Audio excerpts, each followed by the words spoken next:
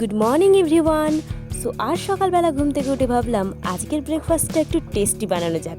তো সেই জন্য আজ আমি বানিয়ে ফেললাম আমার ফেভারিট চিকেন স্যান্ডউইচ, যেটা একদম মেয়োনিজ ছাড়াই তৈরি হয়। সো প্রথমেই একটা কড়াইতে কিছুটা তেল গরম করে এর মধ্যে কিছু রসুন আর শুকনো লঙ্কা ভালোভাবে ভেজে নেব। দেন একটা মিক্সিতে আমরা একটা সেদ্ধ ডিম আর ওই ভেজে রাখা রসুন আর শুকনো লঙ্কা দেব, আর সঙ্গে কিছুটা গুঁড়ো দুধ আর গোলমরিচ গুঁড়ো আর স্বাদ মতো নুন দিয়ে ভালোভাবে এটাকে পেস্ট করে নিতে হবে। দেন আমরা আরেকটা বাটিতে করে কিছু চিকেন, সঙ্গে কিছুটা আদা রসুন বাটা আর গোটা গোলমরিচ দিয়ে ভালোভাবে এটাকে সিদ্ধ করে নেব। দেন আমরা এইদিকে কিছু পেঁয়াজ আর ক্যাপসিকাম আর কাঁচা লঙ্কা কেটে নেব।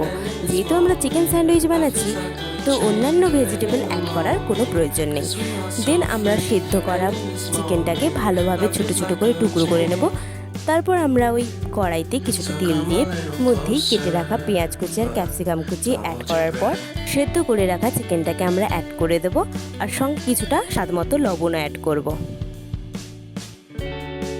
একটু লাল লাল হয়ে আসলে এটা আমরা আটটা আলাদা বলে নামিয়ে নেব।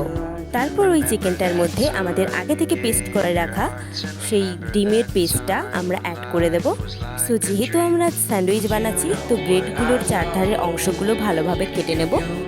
দেন এর মধ্যে আমরা বাটার কিছুটা স্প্রেড করে দেব, আর সঙ্গে কিছুটা টমেটো সসও অ্যাড করব।